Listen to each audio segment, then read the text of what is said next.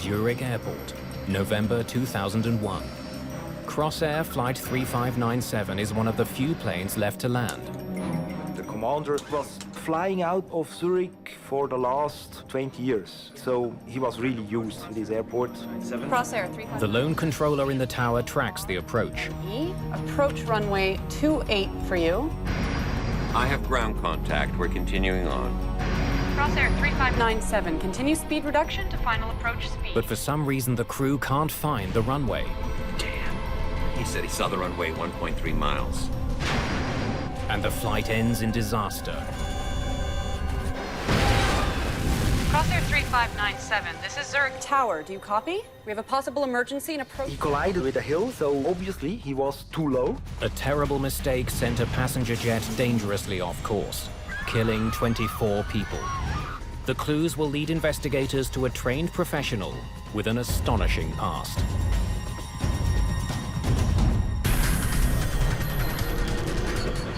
Mayday, Mayday.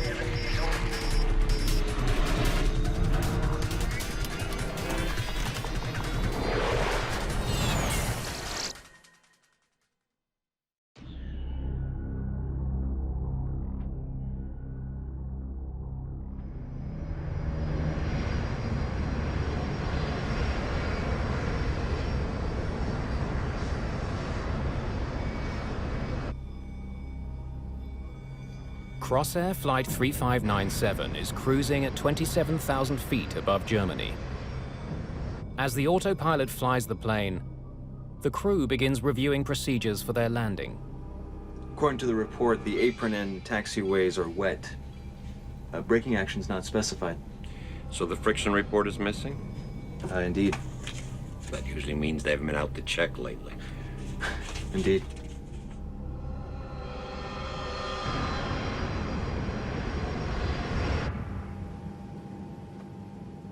It's the last flight of the day on this busy European route. The 660-kilometer journey from Berlin south to Zurich takes only an hour and a half. There are many empty seats on board. A group of 21 passengers never showed up for the flight. Internet entrepreneur Peter Hogenkamp is returning from a business trip in Germany with his partner, Jacqueline Badran. On that day, we wanted to take the train, but we had to be in Zurich for that opening ceremony of that trade show, so we decided, okay, so we need to go by plane. I've got to get some sleep. It had been a very busy day, so we were very tired when we arrived at the airport. Among the passengers is the girl band Passion Fruit, Germany's answer to the Spice Girls. They're on their way to perform the last show of a concert tour. I was shocked when suddenly all the passion fruits, all the three of them, were coming over, and they were sitting right in front of us. Just what I needed. Flight 3597 is an Avro 146 airliner. It's a British-made jet popular with regional airlines like Crossair. Captain Hans-Ulrich Lutz is in command. He's been with the airline for more than 22 years, having served as a pilot and as an instructor. So, tell me about the runway and the conditions. Overcast with light snowfall. Visibility 3. First Officer Stefan Lehrer is a newcomer to the airline. He's had his pilot's license for just a year and a half. He was hired by Crossair right out of flight school.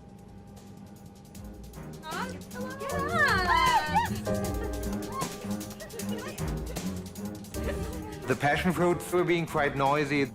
They were excited. I think they went from one gig to the other. So they were still in their stage clothes. I said, oh my God, do I really need this? Can I just sleep? It's probably okay to move. We decided to move back a few rows and change the side where we were sitting, so we were in a very quiet area then.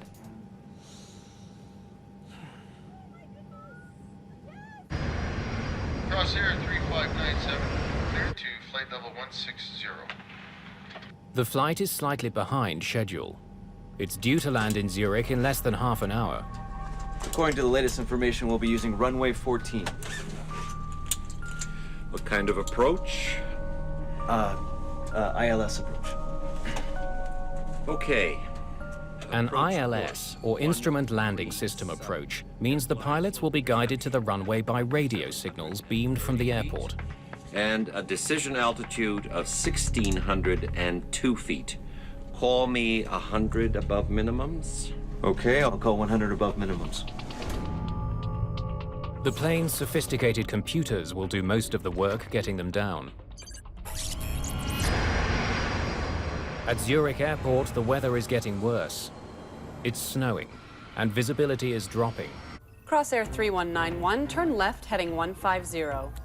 In the tower, controllers have started a nightly routine. A supervisor sends out a message notifying crews that runway 14 is being taken out of service because of a controversial new law. Planes landing on runway 14 must fly over Germany on their approach. But people in Germany have long complained about the noise. Because of the political issue, airplanes had to fly over Switzerland in their final descent to the airport of Zurich for noise reasons.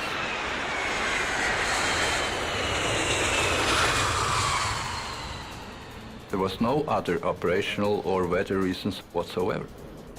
It was purely political.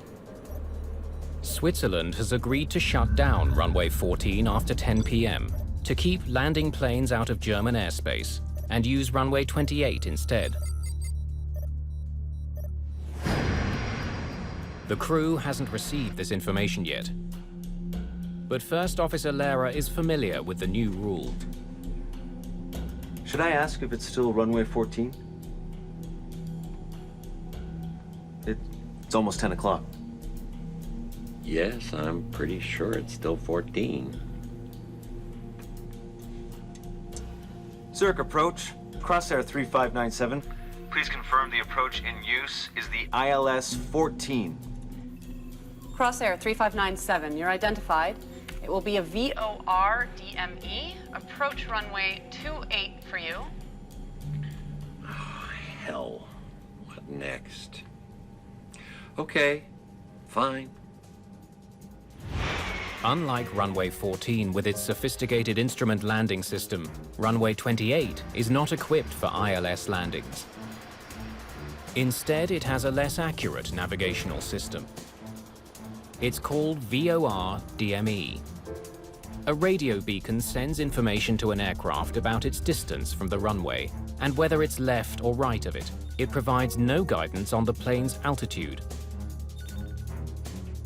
Pilots would rather not make VOR approaches because they place a greater workload on the flight crew. He would always prefer an ILS approach because he gets guidance on the approach slope. And he can also use his autopilot to guide him down literally on ground to the runway. Because of its less precise technology, runway 28 was rarely used for landings before the new noise law. Okay then, rebriefing for runway 28. That would be chart 13-2. Now Captain Lutz abandons the ILS approach he was planning and prepares his first officer for the new non-precision approach. Are you familiar with the 28 approach? Yes, I've done it a couple of times. The crew goes over every detail of how they will approach Zurich Airport. Rosadingen, Zurich. East 6,000 feet. There are only a few planes left to land tonight, 3597. including Flight 3597 and 2 other Crossair flights just ahead of it. As the aircraft approach the runway, controllers need to keep them apart. Crossair 3597, reduce speed to 180 or less. Speed 180 or less, Crossair 3597. Captain Lutz makes the final turn to line his jet up with the runway. 160 knots. The plane is now in the thick of the heavy weather surrounding Zurich. At the airport, the second last Crossair flight touches down on runway 28. Now, with only flight 3597 to land, the supervisor decides to head home early. The controller handling the aircraft is the only controller left in the tower. Crossair 3597, continue speed reduction to final approach speed. Zurich Tower, this is Crossair 3891. She gets a report from the plane that just landed. Visibility approaching 28 was borderline. We could only see the runway from 1.3 miles out. But Captain Lutz knows Zurich Airport well. He continues towards the runway. Gear down. The plane begins the final stage of its approach. Cabin crew, prepare for landing. Captain Lutz begins slowing the jet and puts it into a steep descent.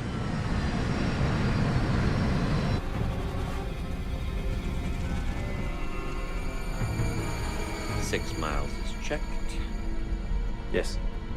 Flaps 3-3. Flaps 3-3 selected. Final check. Final check. Confirm 3 greens. Is checked. 116 knots. The descent gets even steeper. Full flaps. Set. Checked. Flight 3597 is about 3 minutes from the runway. Captain Lutz expects it to come into view any second now.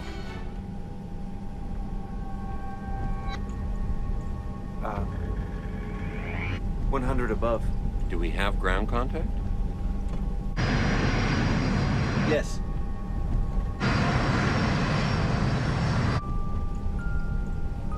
Passengers prepare themselves for landing. We were pretty close to the airport, so you think, okay, this is going smoothly, but it was dark and it was snowing, so we couldn't see anything. In the tower, the controller monitors the flight to make sure it's lined up with the runway. Crossair 3597, cleared to land, runway 28.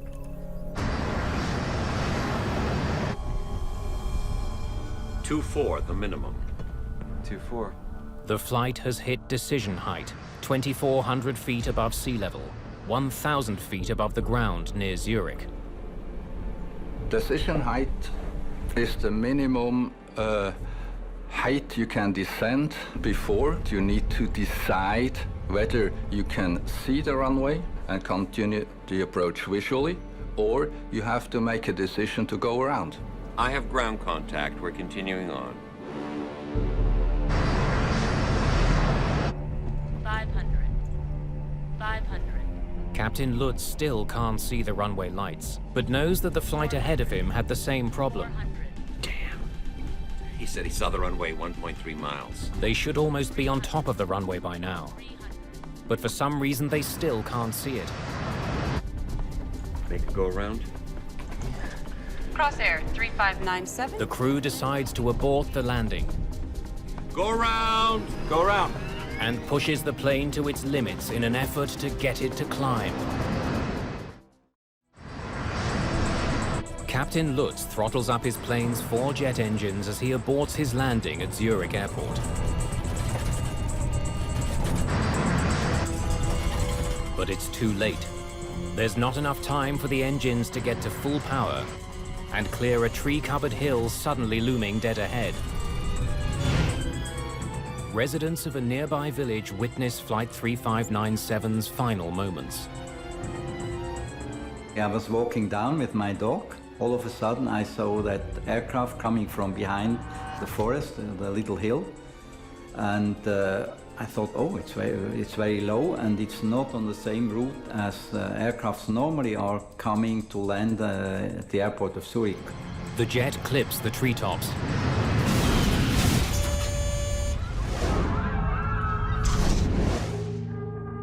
Suddenly, it was shaking very hard. What's happening? Something is wrong.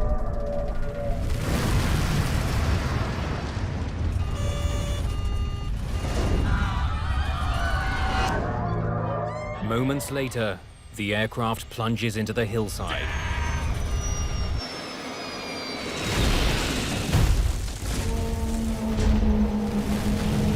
Crossair 3597, this is Zurich Tower. Do you copy? Crossair 3597, this is Zurich Tower. Do you copy? All of a sudden, the whole sky in the west was getting really orange, like a big fire, like an explosion. The impact tears the aircraft apart. The wings broke off and the fuel is in the wings, so the flames really sort of shot inside the plane.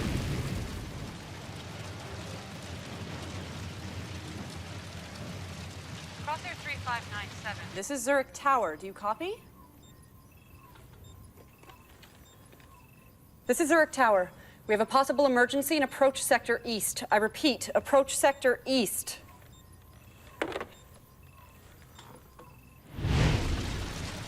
Crossair Flight 3597 has crashed near the village of Bassersdorf, northeast of Zurich.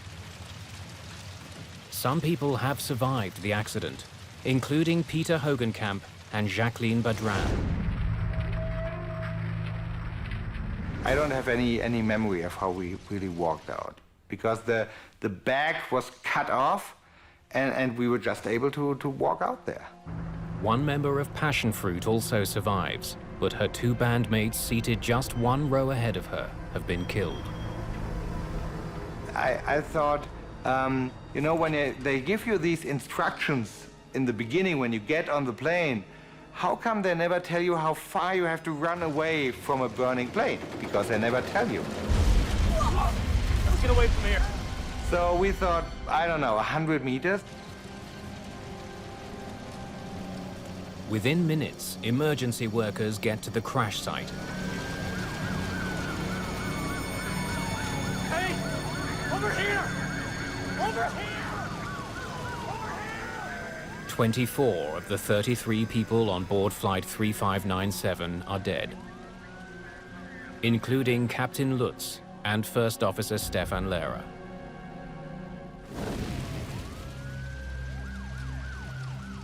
Daniel Knecht, an investigator from Switzerland's Aircraft Accident Investigation Bureau, arrives at the scene.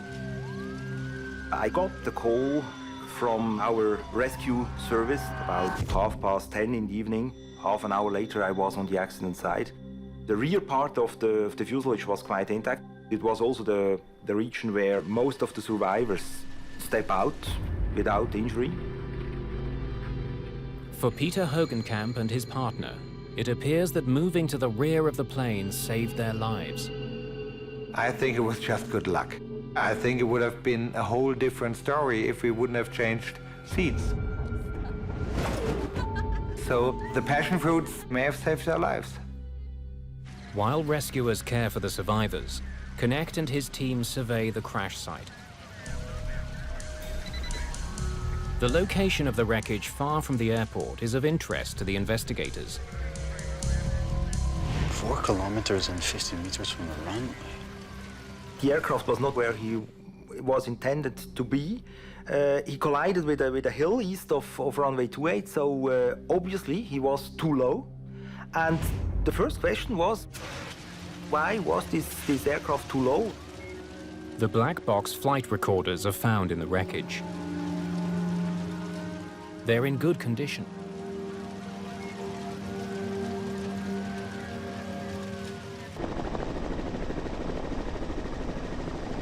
Investigators are well aware that this is the worst aviation disaster on Swiss territory in over a decade. They're under pressure to find answers fast. While work continues at the crash, a command post is established nearby. Jean Auvernet heads the Swiss Investigation Bureau. He takes charge of the Crossair file. The public was very anxious about this crash. The media were raising many questions, so we naturally had to open a more in-depth investigation. The accident happened at the end of a long day for Captain Lutz, but given his background, investigators must consider other causes. We knew that the captain was very experienced. He had about 17,000 flight hours during his whole career. Flight instructor, flight examiner, within the company for more than 20 years. The flight recorders are sent to a lab in Paris to extract their data. At the same time, investigators have begun retrieving fragments of wreckage from the crash site. They look for telltale signs of trouble. The position of switches is very important. Also, if you have some indication panels, for example, with bulbs in it, you can, after a crash, you can analyze the different wires in the bulbs, and then you can determine which, for example, indications or even warnings were active at the moment of the impact.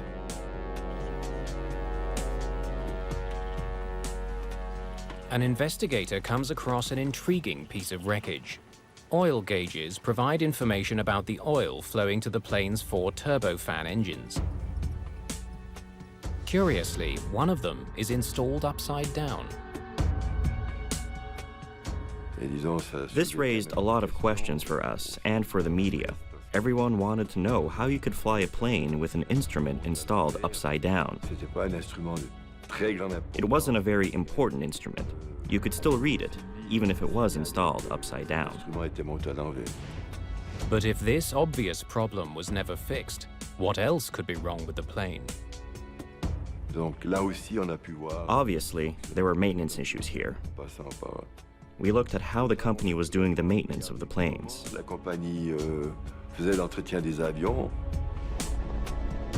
While this review is being launched, investigators study the plane's engines to determine if they were running at the time of the crash. Soil, tree branches, and other debris lodged inside the engines suggest they were. We checked them out visually, and we saw that the 4 engines were turning in the moment of the accident. Authorities need to be sure. They will have to check their findings against data from the flight recorders. In the meantime, the location of the crash suggests something may have tragically misled the crew on their descent towards Zurich Airport. Connect focuses on the flight charts they used to plan their approach. Is the problem with the approach, or is the problem with the aircraft? This kind of question was dominant when we started the investigation. Are you familiar with the 28 approach? Yes, I've done it a couple of times. The approach chart provides pilots with directions to the runway, Zurich. details about radio frequencies, as well as altitudes and speed for various stages of the landing. When investigators study an approach chart like the one the crew used, they make a shocking discovery. The chart does not show the hill that the plane hit. An approach chart is a very important thing, because an indication which is not correct on this approach chart could mislead a crew and so easily make them do something wrong. So, tell me about the runway and the conditions. Overcast with light snowfall. A faulty chart would certainly have been a danger to a crew unfamiliar with Zurich Airport. But Lutz had flown in and out of Zurich countless times. He and his first officer were both based in the city. The commander was flying out of Zurich, I think, for the last 15 to 20 years. So he was really used to this airport. Investigators conclude that the approach chart, while faulty, could have tripped up some crews, but not this one.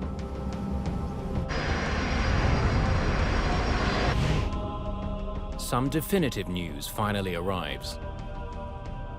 The engine data from the black box confirms the observations at the crash site. We could see quite easily that the engines worked absolutely normally. Another potential cause of the accident is eliminated from the list: mechanical failure. Investigators now consider a different possibility. I was covering the approach west position on the night of the accident. Could air traffic control have somehow mishandled the plane? Investigators study records from the night of the accident and make a disconcerting find. Zurich Airport's control tower was understaffed at the time of the accident. He left before his shift ended. The supervisor in the tower went home early, leaving a lone controller to guide Flight 3597 in for its landing. She was relatively young, and let's say she didn't have that much experience. Investigators now study transcripts of conversations between that air traffic controller and the flight crew, looking for signs she made a mistake. Crossair 3597, you're identified. Crossair 3597. Speed 180 or less. Crossair 28 for you. Crossair 3597. Zurich approach. Crossair 3597. Clear to land. They find no indication the controller gave the crew faulty instructions. But they do come across the radio call by the pilot of the Crossair flight that landed minutes earlier. Zurich Tower, this is Crossair 3891. Visibility approaching 28 was borderline. We could only see the runway from 1.3 miles out. That pilot warned of poor conditions on the approach to runway 28. She had options. They wonder why the controller didn't shut the runway down. Because of poor visibility, she could have reopened runway 14 in spite of the noise bylaw. This would have allowed the crews to make an instrument approach. But she didn't do that. Thank you, Crossair 3891. Have a good evening. It would have been much easier to fly ILS approaches in this kind of weather, regardless of this political issue. It's suspected that without her supervisor present, the controller lacked the experience to make such an important call.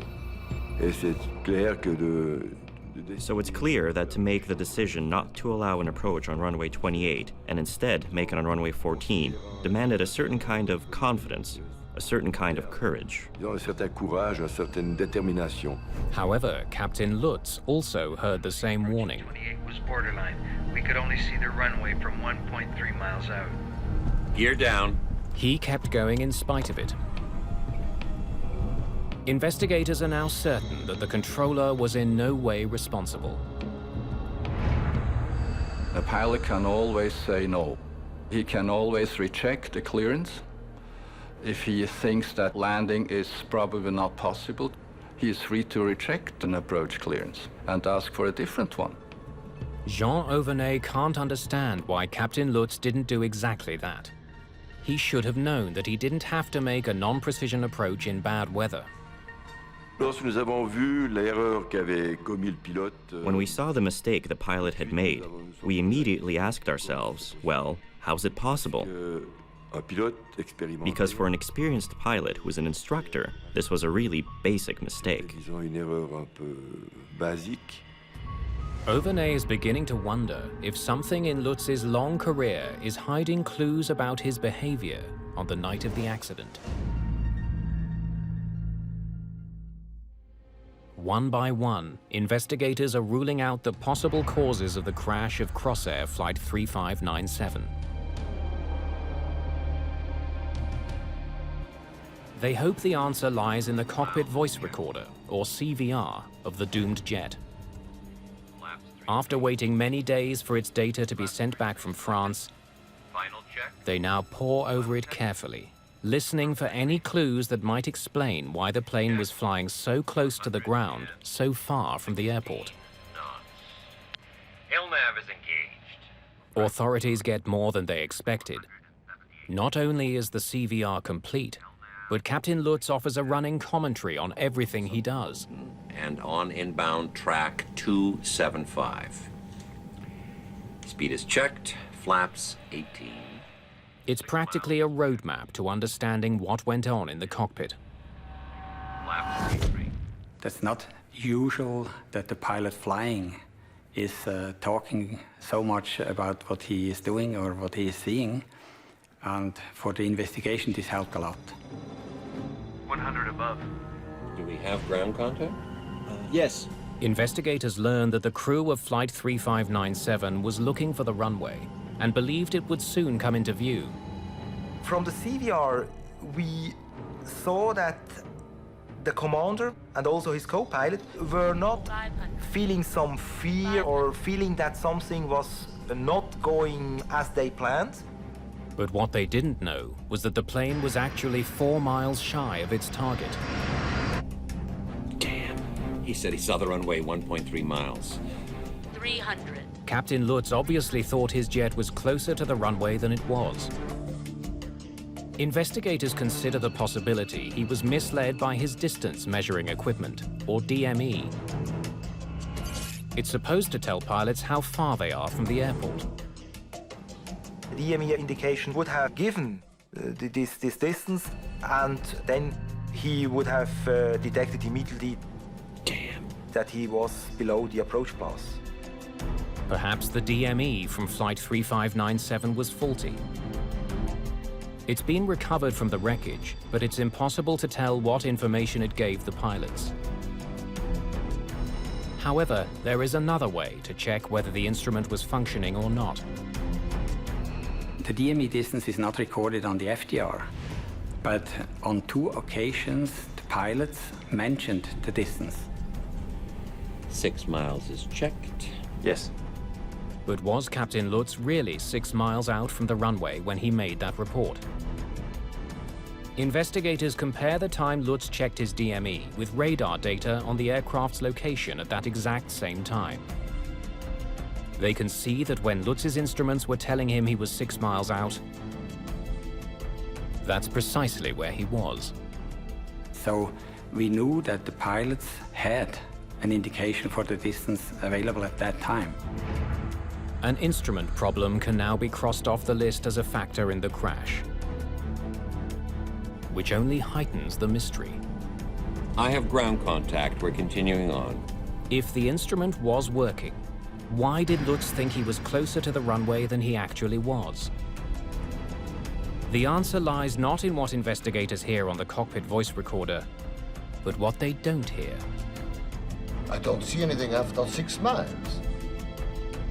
Do we have ground contact? Neither pilot read out a DME check after the 6-mile reading. Yes. It tells investigators that Lutz wasn't monitoring his vital instrument during the final minutes of his approach. Instead, he was preoccupied with spotting the lights of the runway. That's not what pilots are supposed to do. The pilot flying is supposed to keep his eyes on the instruments because all the information he needs is there. He only switches to flying by sight when the non-flying pilot says, "Runway in sight." Only then can the captain take his eyes off the instruments and fly by sight because the landing is performed visually.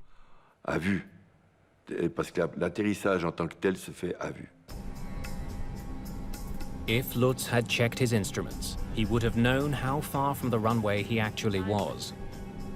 But how had he ended up such a long distance from it? 400. Confirmed 3 greens. 400. Is checked. 116 knots. Further analysis of the black box data reveals that Lutz put his plane into a steep descent as it began its final approach to Zurich Airport. But it's readily apparent his approach profile was out of sync with the trajectory laid out in his chart.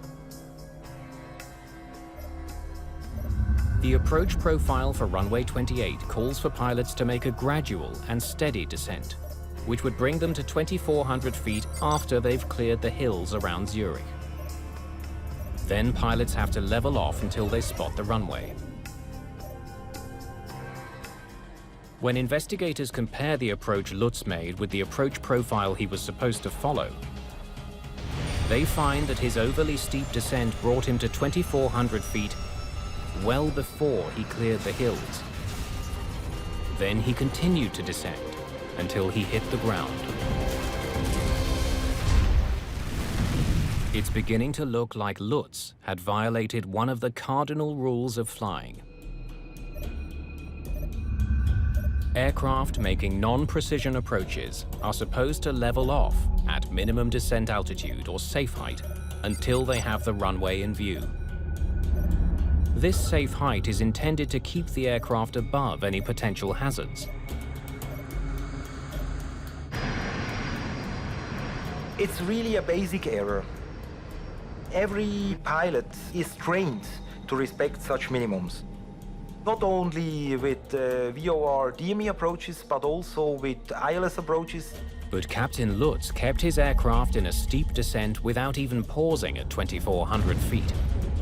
The logical next question for investigators, could he see the runway or not? I have ground contact. We're continuing on. What does he mean by ground contact? They need to know if it was even possible for Lutz to see the runway when he reported ground contact. They retrace his steps in a simulator, programmed with the weather he was facing that night.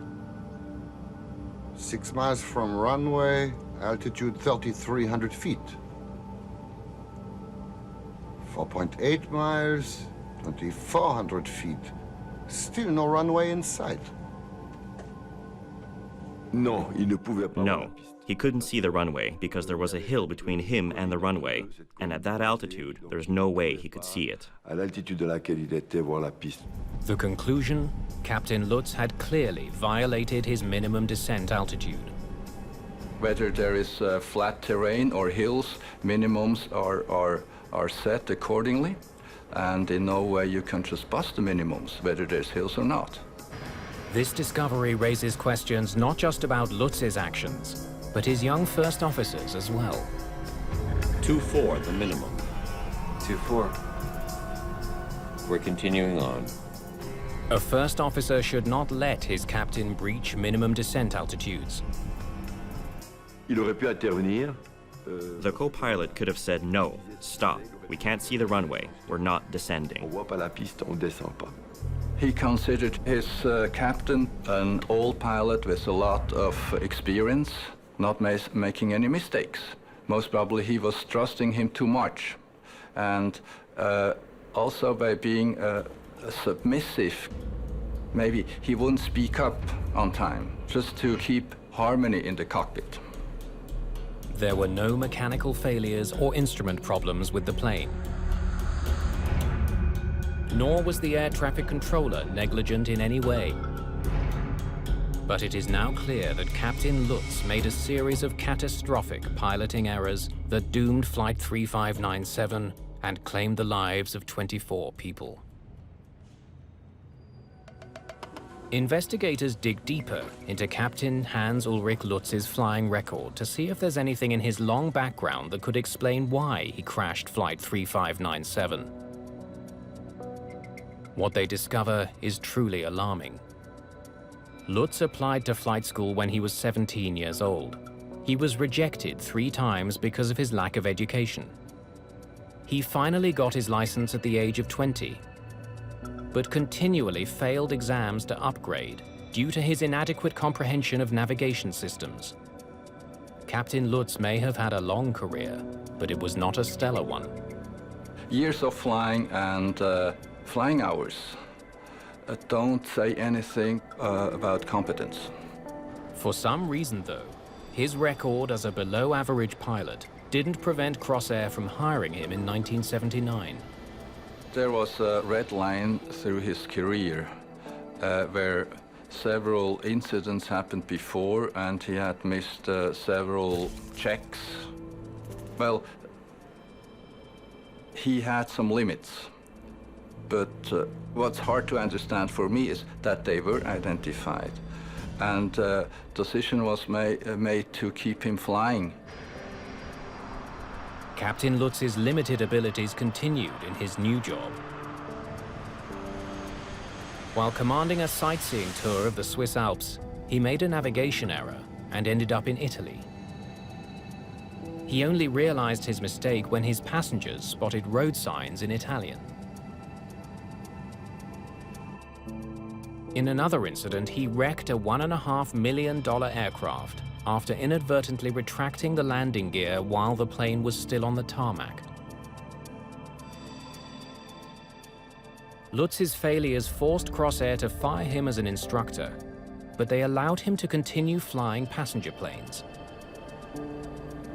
I personally do pilot assessments, and he would never have gone through my assessment with a positive recommendation. Okay, approach course 13. Investigators wonder why Crossair allowed Lutz to stay on as a pilot if he was not entirely competent. The answer appears to be they may have had little choice.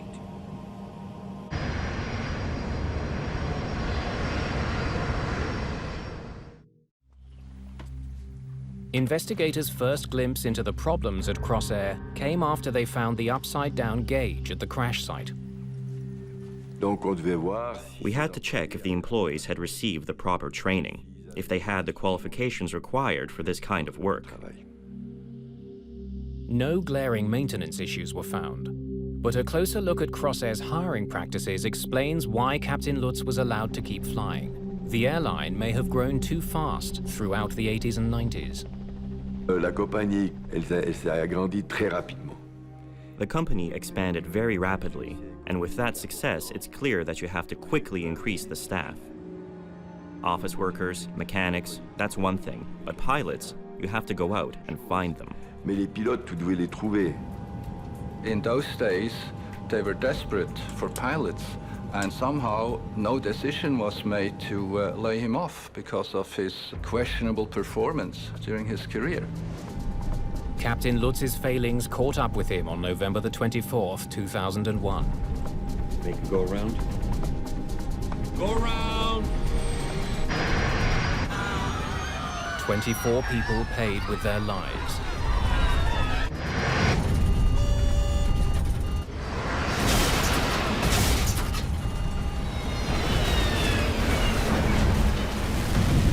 After the accident report was issued, sweeping changes were made. Swiss aviation authorities had Crossair increase the number of employees overseeing pilots. They also scrutinized other airlines to determine if there were other substandard performers like Lutz.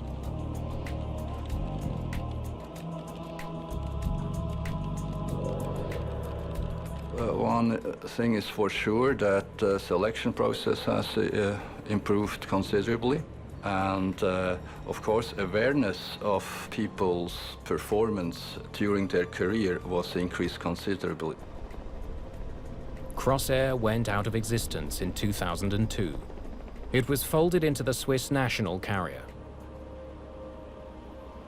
As Crossair became Swiss, they adopted the previous Swissair selection process. And I can say today, which is already 9 years since, that safety has improved considerably, and also quality of the pilots that are hired by companies like Swiss.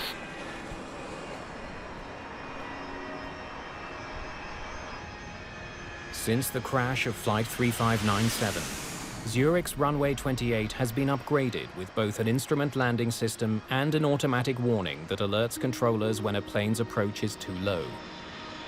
There has never been another accident involving that runway. But the Crossair tragedy and the circumstances that spawned it isn't an isolated case. Regional airlines have boomed worldwide since the 1980s.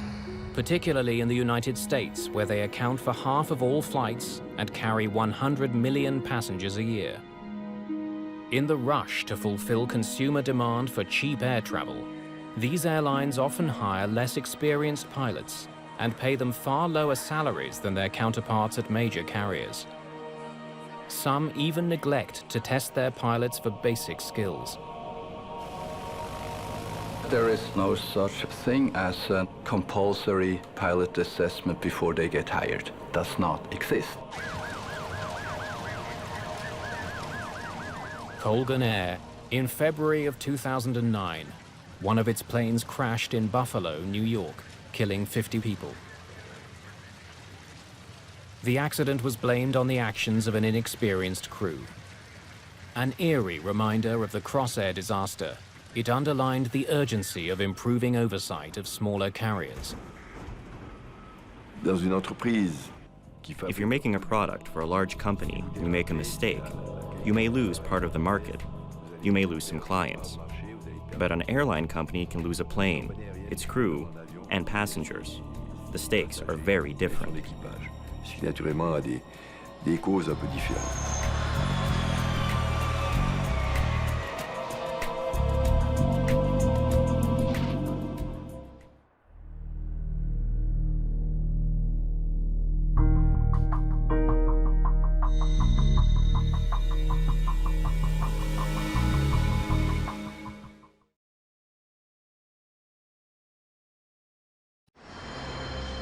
January 2008. The Boeing 777 is the gold standard for commercial aviation. For more than 10 years, the plane has logged 2 million flights without a single major accident. Clear to land. But less than 1,000 feet above London's Heathrow Airport, all that changed. Pete, I can't get power on the engines. What do you mean? It's not giving me power. This can't be happening. I thought if I don't do anything, then everybody will die. Mayday! Mayday! Speedbird! Speedbird!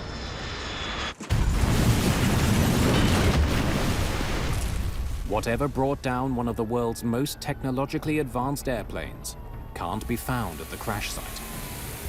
They had the pilots, they had the passengers, they had the aircraft, they had everything there, except the thing that caused it. That had disappeared as if by magic.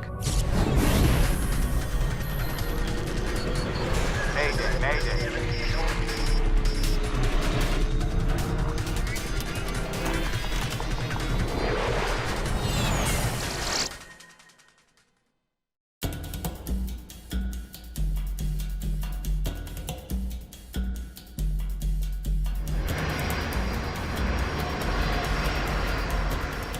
British Airways Flight 38, a 10.5-hour journey from Beijing to London. Captain Peter Burkill has made this trip many times before. I was operating that route a lot. It was one of my favourite flights because it was daylight. You could see the views the whole way along the route. Burkill and First Officer John Coward both have thousands of hours flying the 777 under their belts. It's a joy to fly. She handles really well. She's got modern equipment. The computers are easy to use. She's got the range, the ability to do short haul as efficiently as long haul. For these two, as for many pilots, a day on the job consists of sitting in the cockpit for long hours as computers fly the plane. Powered by two massive Rolls-Royce engines, the Boeing 777 is one of the safest planes in the industry. Nick Harris is flying back to London after a business trip to China. The good thing was it seemed to be that we were coming in early into Heathrow. I was looking forward to getting home to see the family. Flight 38's destination is Heathrow Airport, one of the busiest international airports in the world. Nestled in the southwest corner of London, it's bordered by the A30 motorway. People who live in the nearby neighborhood of Hounslow are well accustomed to the sound of jets taking off and landing.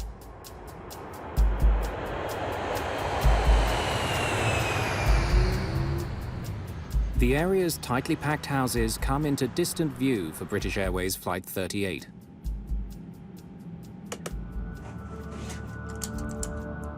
The autopilot is in control as the crew lines up with runway 27 left.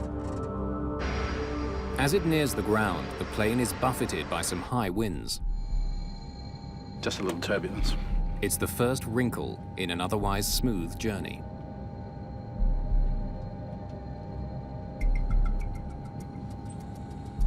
That's not me, that's the auto throttles doing their thing. We were picking up wind gusts of about 20 to 30 knots, and we were fully aware that the auto throttles would be able to cope with that, so they'd be moving up and down quite a lot. You might want to keep the autopilot on a little longer than usual, to let the wind calm down. Will do. In turbulent weather, the autopilot can make faster adjustments to keep a plane level than the pilots. 1,200 feet above ground. I'll have to turn that off for now, sir. Sure. Thank you. 2 minutes before landing, Coward takes over flying the plane. You have control? Just as the two pilots had planned. I have control.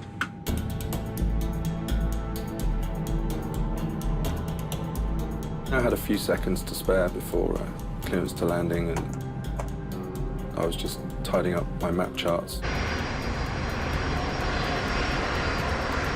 Speedbird 38, prepare to land 27 left.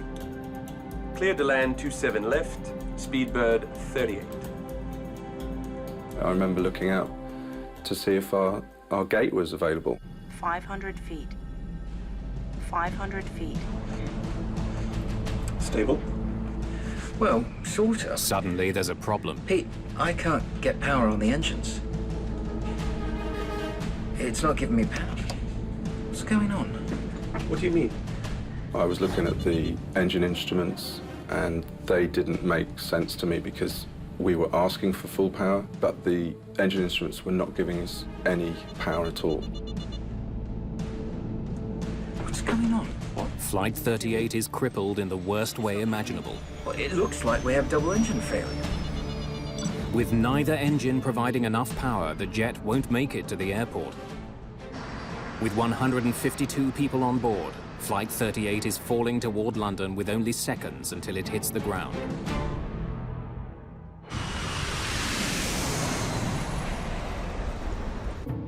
This can't be happening. This is one of the most modern jets in the world. In the cabin, there's no indication that anything's gone wrong. On approach to land, everybody seemed relaxed in the cabin. We were just looking forward to landing. Airspeed low, airspeed low, airspeed low. And now I was looking at our impact point. I could see a set of buildings around the Hatton Cross area and a petrol station. I just knew if we were hitting those, then it was certain 100% fatalities. At that point, I felt the weight of my 4 bars on my shoulder. I am the captain. If I don't do anything, then everybody will die. This close to the ground, Burkill doesn't have many options. He could take back control of the plane from Coward, but doesn't think that's the right move. First decision really was to not take control. I remember looking over at John. He was still flying the plane well. Good, he's doing a good job. He's doing what I need him to do. Burkill knows that even if they manage to clear Hounslow, the jet could still smash into the busy A30 motorway or the antennas at the edge of the airport. I thought about raising the gear. That's the biggest drag on a commercial jet. But I needed the gear to crash on. We were going to impact, and that was going to take the brunt of the impact, so I had to leave the gear down. With a crash imminent, Burkill has only one move left, but it comes with enormous risk. I knew I had about 15 seconds to make a huge decision. I needed to get past those buildings. It was obvious to me that I needed to raise the flaps. Retracting the flaps will reduce drag, but also lift. The plane will fly further, but drop faster. Burkill must determine which is more important. I wanted to discuss it with the crew, but this was all in a matter of seconds. I remember holding that lever for a fraction of a second. He hopes this move will help his plane avoid catastrophe. The effect was immediate. Now Burkill makes the announcement every pilot dreads. Mayday! Mayday! Speedbird! Speedbird! It was hard, very hard. I remember the couple of impacts and the noise. Good God! The landing was hard. Just a huge bang. The noise, bits falling off the ceiling. Then I also became a passenger because we were now in an uncontrolled aeroplane. We were sliding along the ground and I didn't know what we were going to hit next. And then I thought about my wife and kids and I said goodbye to them. The lights went out. I could hear the wreckage breaking up. And then we stopped. When we actually stopped, I was surprised that I was still there. And then I looked around the flight deck and I was more surprised to see that all 3 of us were unscarred. Everybody stay seated with your seatbelts fastened! And I quickly became the captain again. The crew switches off the fuel, APU fire switch. hydraulic and electrical systems. Control switches. Cut. Checklist complete. I then had to look after my survivors. I thought 20% were dead because this aircraft was broken up. This is an emergency. Evacuate! Evacuate! The air stewardess then took control completely. And as she opened the door, I smelt the fuel. We should hurry. And realized that we need to get off this aircraft. The big danger now is fire. Having survived the landing, passengers could be killed if flames sweep through the jet. Jump! Jump! I left all my luggage and just got myself down the slide. Jump! Let's get out of here. I went through the galley and checked the right-hand aisle, and I was surprised to see nobody there. Despite Burkill's fears, there are no casualties.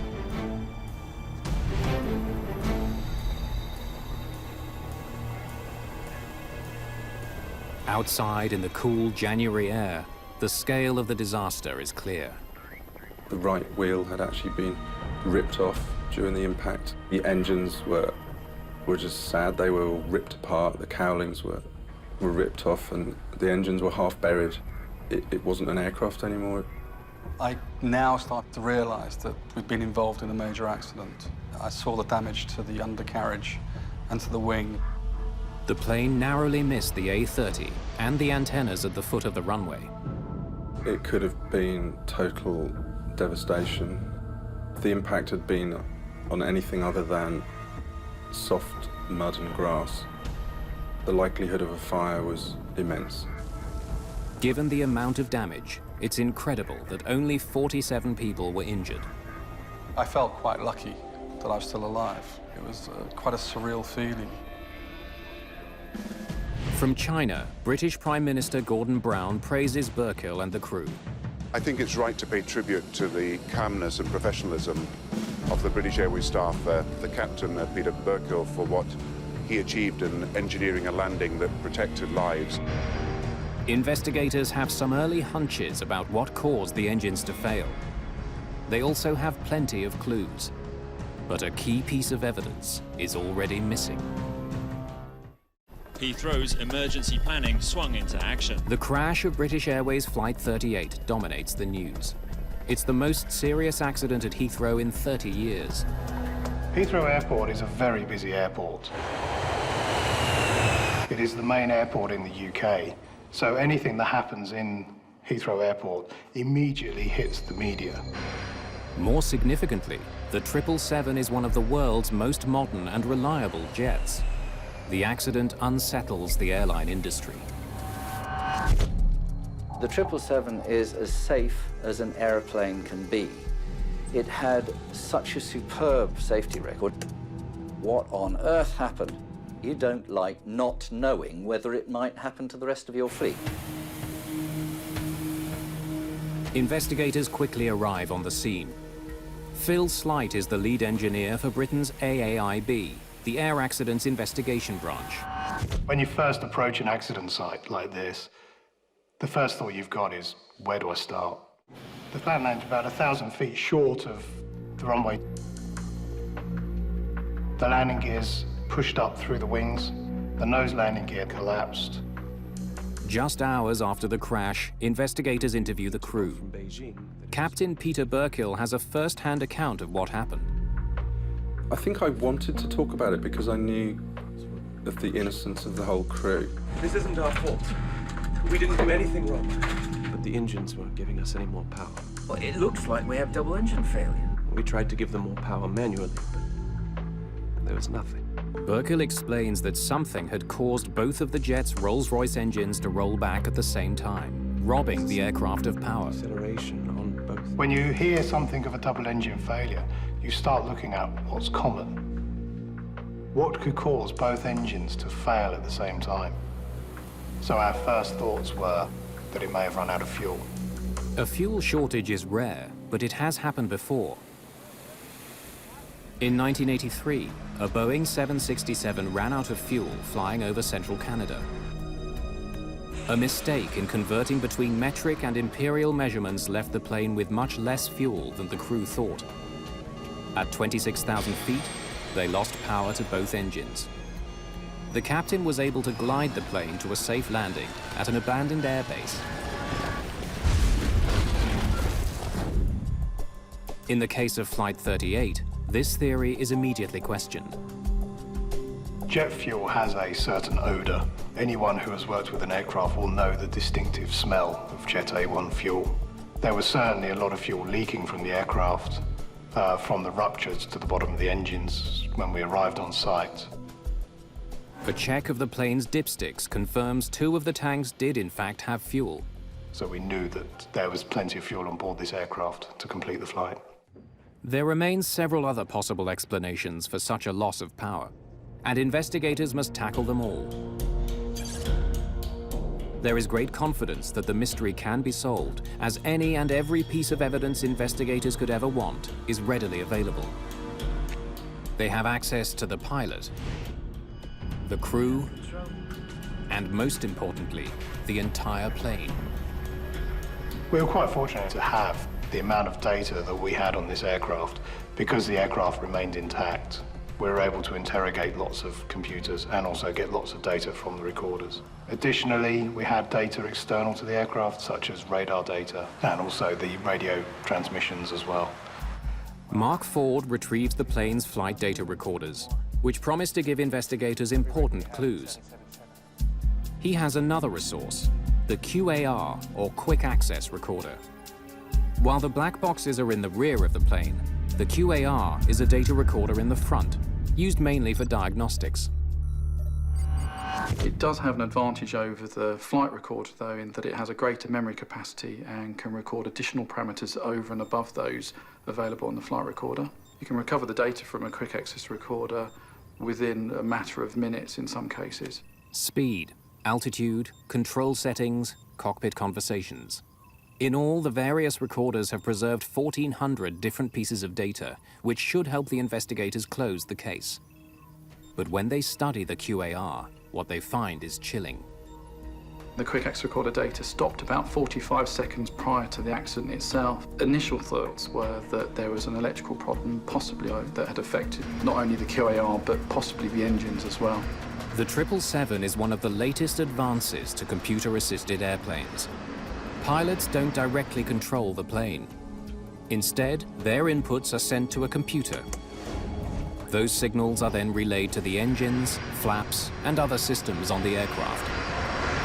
Pete, I can't get power on the engines.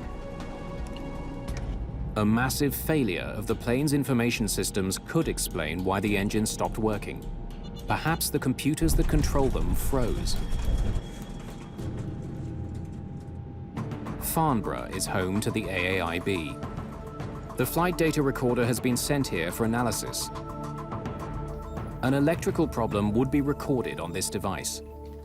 But interpreting the information will take some time. Time investigators don't have. There are hundreds of 777s landing every day. They need to find answers before whatever brought down Flight 38 strikes again. While they wait, authorities turn their attention to the fuel recovered from the ruined plane.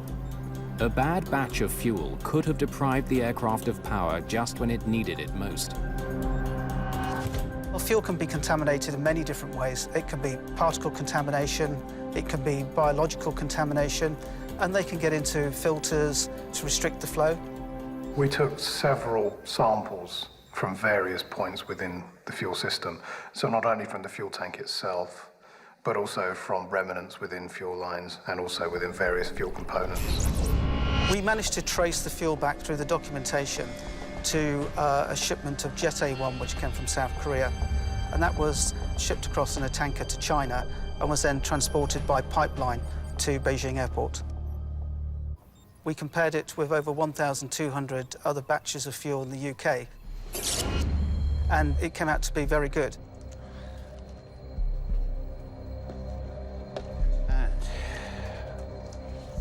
Investigators next consider the possibility of a blockage in the fuel tanks. They discover some bizarre evidence. Several small pieces of tape are recovered, along with something else. When we were in the fuel tanks, we did find a few small articles. One of them was a red scraper. The items were likely left over from when the plane was built 7 years ago. But while they're peculiar, there's no indication that any of them played a role in bringing down the plane. Obviously, it's not ideal to find anything within a fuel tank. We obviously looked to see whether this would have had an effect on the fuel flow to the engines. The items were so small, they would not have caused a restriction. As the search for answers continues, a puzzling find surfaces. Less than 3 years before the Heathrow crash, another 777 suffered a serious mid-air problem. After taking off in Perth, Australia, a Malaysian passenger jet was climbing through 38,000 feet when suddenly the plane's autopilot pitched the nose up and climbed steeply. Calamity was only averted when the pilot took manual control of the jet. They did manage to get it safely back to base. The investigators established that this was a computer problem. British aviation authorities consider that the electronic brain of one of the world's most reliable jets might be faulty. The Malaysian Airlines aircraft was really quite an unnerving one. The investigators sort of pulled out the files on it and started looking over it to try and get some clues. Did we have a problem with the electronic control system causing the engines to roll back? If flaws are found with Flight 38's computers, it means 777s around the world could all be disasters in the making. This thought hangs heavily over the industry.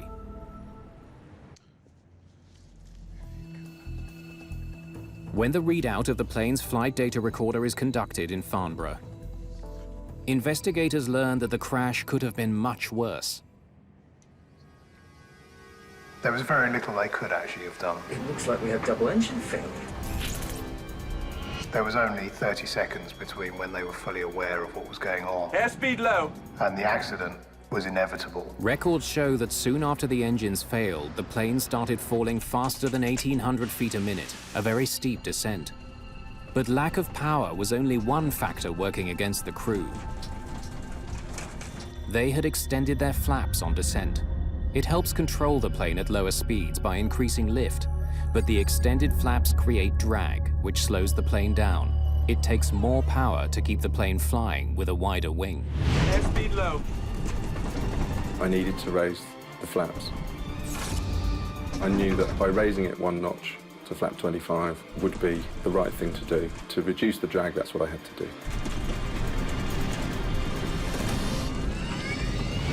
And what he did here gave them a few extra feet.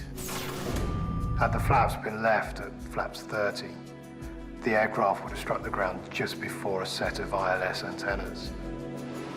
The plane then would have slammed into the antennas, sustaining even more damage and increasing the chances of serious injuries. For their efforts, Burkill and his team are considered heroes. Flying is about teamwork, and we had an outstanding team. There is no doubt. Without the flight crew's actions, Flight 38's landing would have been a catastrophe.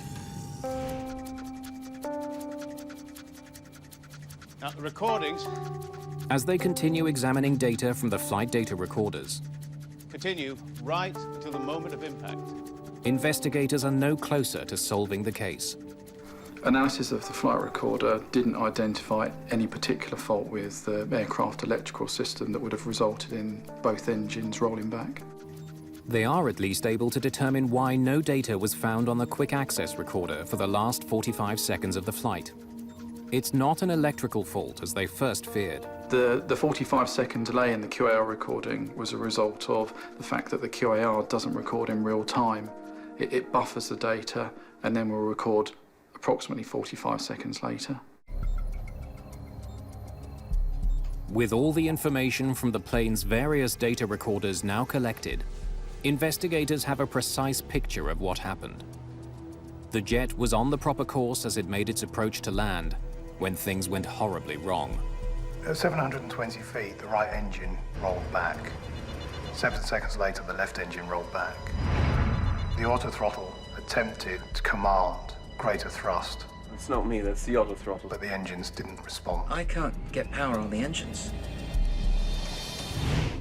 While electrical and computer problems are ruled out as causes of the crash, The flight data recorders do point investigators to the likely source of the problem. The two most significant parameters from the quick exit recorder were the fuel metering valves. Both those valves indicated that they had opened to their fully open position. The plane's computers were calling for as much fuel from the tanks as possible. The valves were fully open, but not nearly enough fuel was reaching the engines.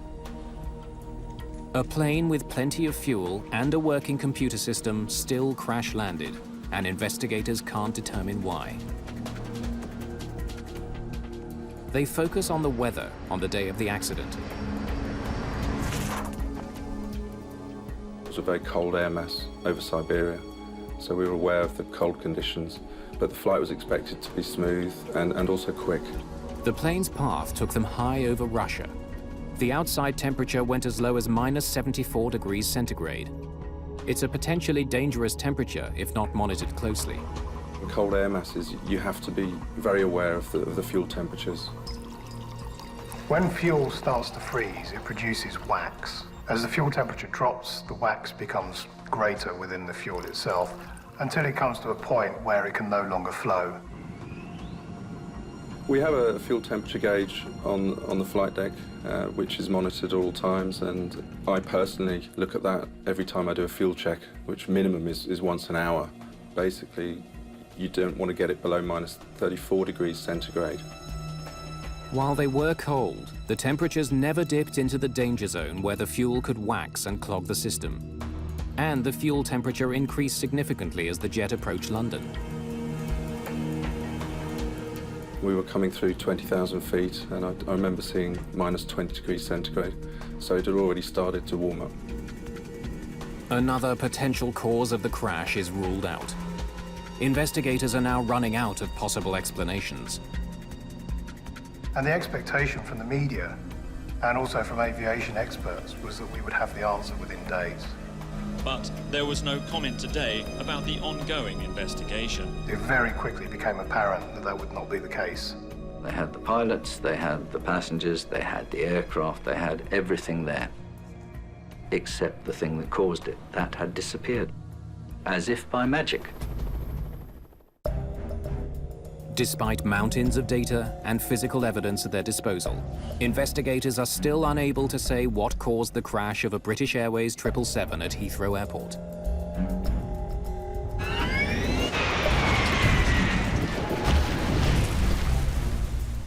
They turn to a failure of the fuel delivery system as a culprit. To prove it was responsible, they need to pinpoint anything out of the ordinary about Flight 38's journey on January the 17th, 2008. It's a daily flight operating from Beijing to Heathrow. We wanted to work out what was unique about this flight. Why this flight in particular? If you've got a very puzzling incident, like the 777 accident at Heathrow, you're going to mine all the data you can. I'll just put them over there for now. So we approached many operators to obtain some data of previous flights so that we could then do a comparison. Flight data is collected from companies around the world. And we had something like 144,000 flights in all. But it will take months of work to analyze this enormous volume of information. To study Flight 38's fuel system more closely, huge sections of it are brought to the AAIB hangar and reassembled. It allowed us to basically just sit there and look at it and to brainstorm and come up with ideas as to what might have caused it. McDermott and his team consider all possibilities, from design flaws to a malfunction specific to this aircraft. The examination comes up empty. We carried out an exhaustive and very thorough inspection and testing of the fuel system, and we find nothing wrong. Frustrated, investigators are at a dead end. We kept going through this cycle. We kept going back over what we'd done before. Had we missed something? And every time we went back over, we kept coming back to no. There was no trouble with the plane's computers. It had plenty of fuel. And no problems with the fuel itself. But somehow, when it was most vital... Mayday! the engines didn't get the fuel they needed. The AAIB detectives have run out of suspects. There was no clear explanation. Nothing that you'd seen before. It's not giving me power. In any airplane, let alone the 777, could have explained this. Now they turn away from the clues they have to those they don't. Phil started coming out of a mantra, which was a quote from Sherlock Holmes. Whatever is left, however improbable, must be the cause.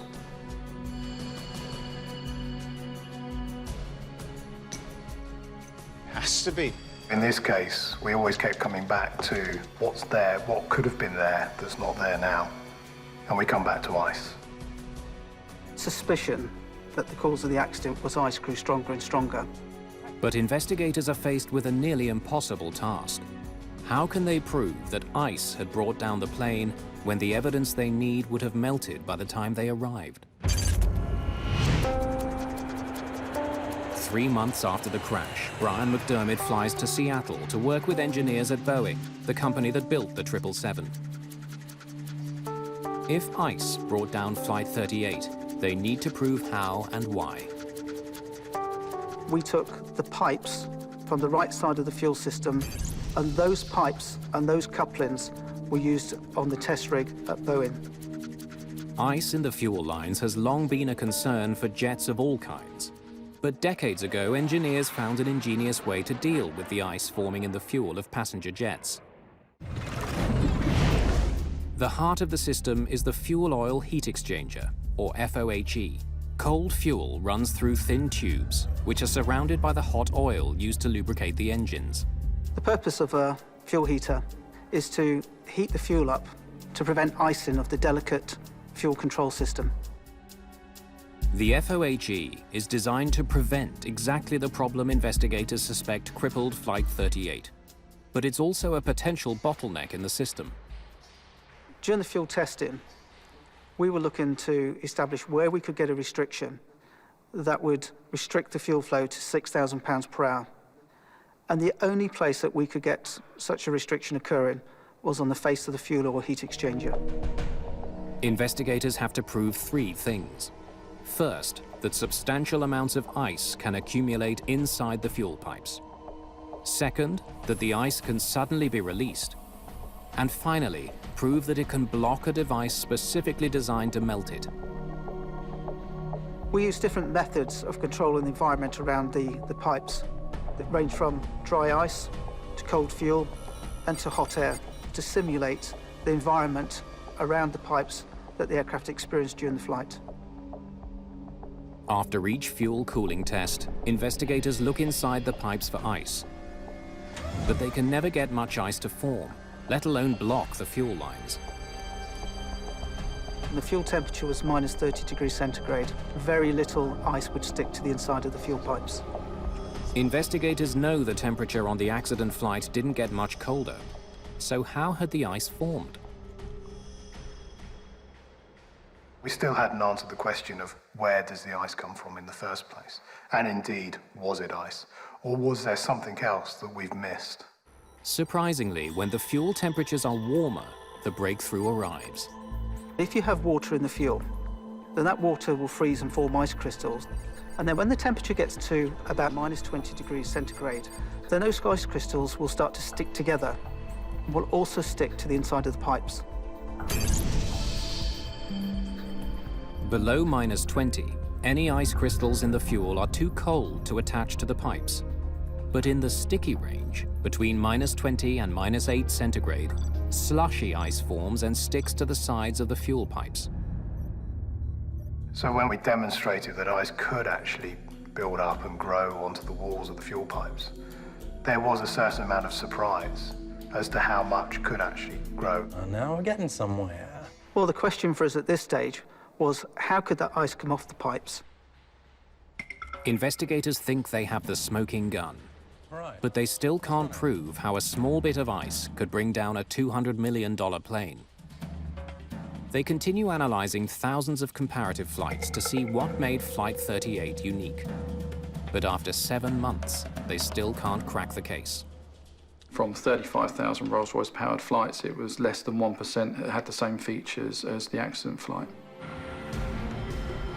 Then, on November the 26th, 2008, more than 10 months after the crash, the importance of finding an answer is underscored when the elusive culprit strikes again. Another 777 runs into trouble 39,000 feet above the United States, when one of its engines simply stops working. Fortunately, in that case, the engine recovered and the aircraft landed safely at Atlanta. Even though it didn't result in an accident, it reinforces concerns that there's a potentially dangerous flaw on every 777 around the world. The incident captures the attention of the British Airways crash investigators. The Delta Shanghai flight really was investigated with huge interest. The engines were Rolls-Royce engines of the same type. So they immediately went looking for evidence of the same problem. And in fact, they do find important similarities between the Delta airliner and British Airways Flight 38.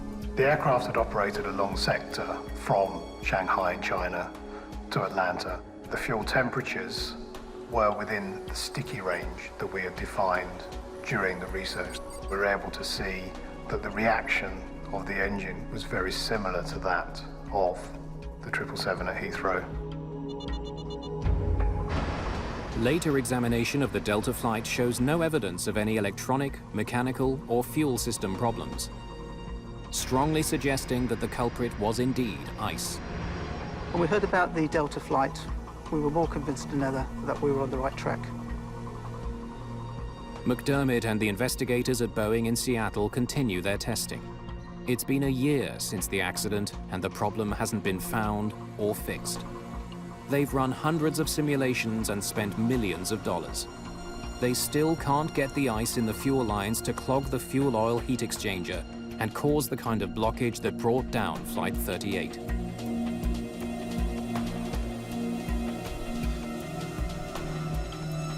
We came to a stage where we had not actually come up with what had caused this accident. At this time, the media and also the general public, there was a bit of unrest as to why we had not yet come up with an answer.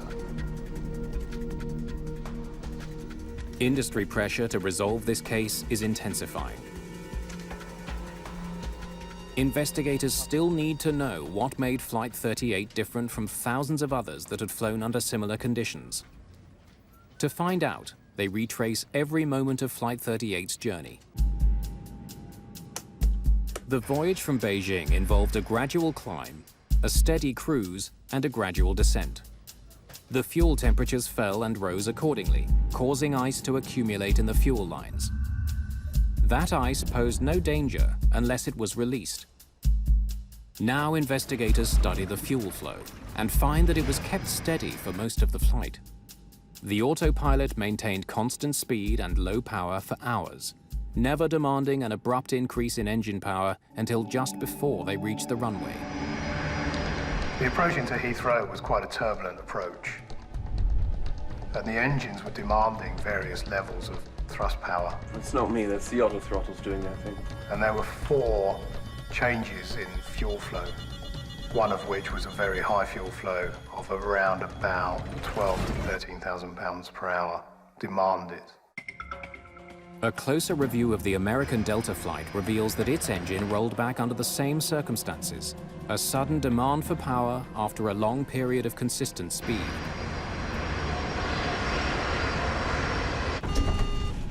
Investigators are now set to duplicate these precise conditions.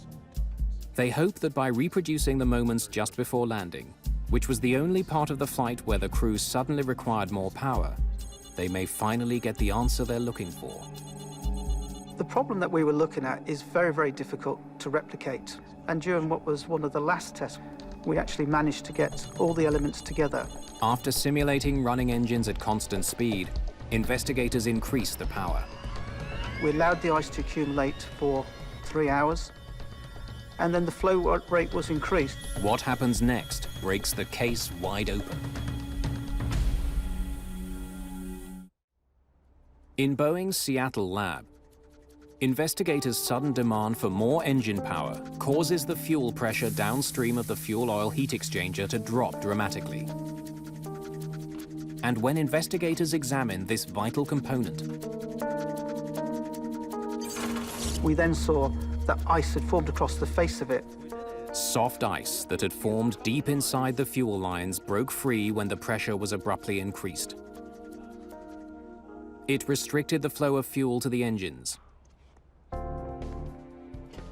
Investigators have finally found the Achilles heel hidden deep inside the 777. The tubes that bring the fuel through the FOHE jut out just above the container of hot oil.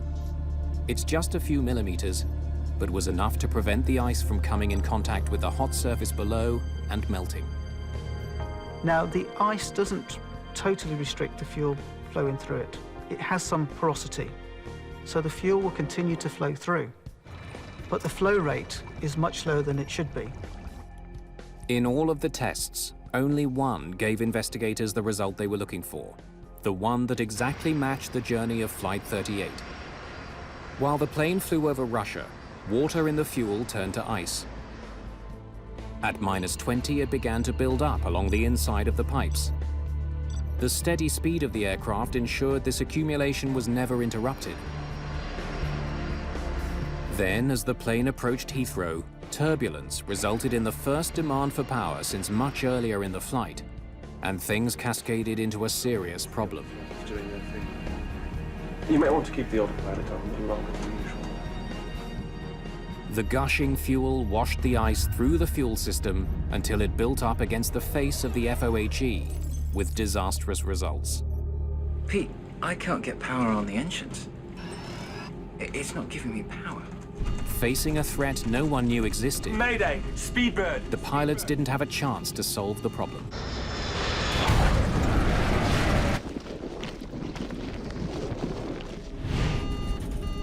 But why had the American Delta crew been able to clear the blockage, while the British Airways flight ended in near catastrophe?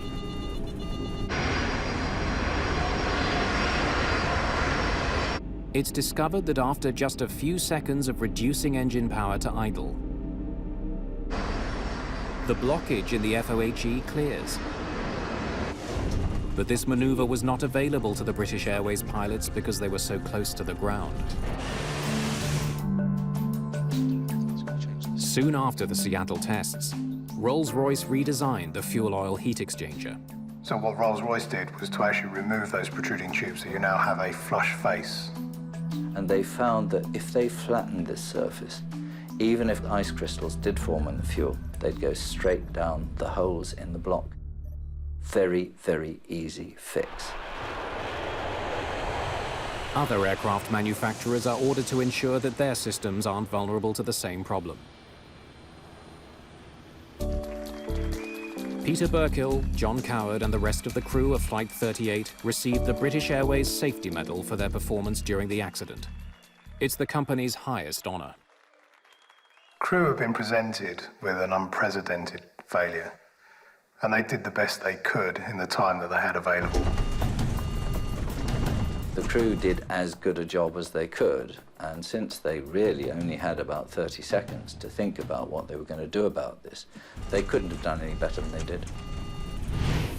The ice that brought down one of the world's most sophisticated airplanes was gone by the time investigators showed up. Weird thing about this investigation was that the culprit had fled the scene.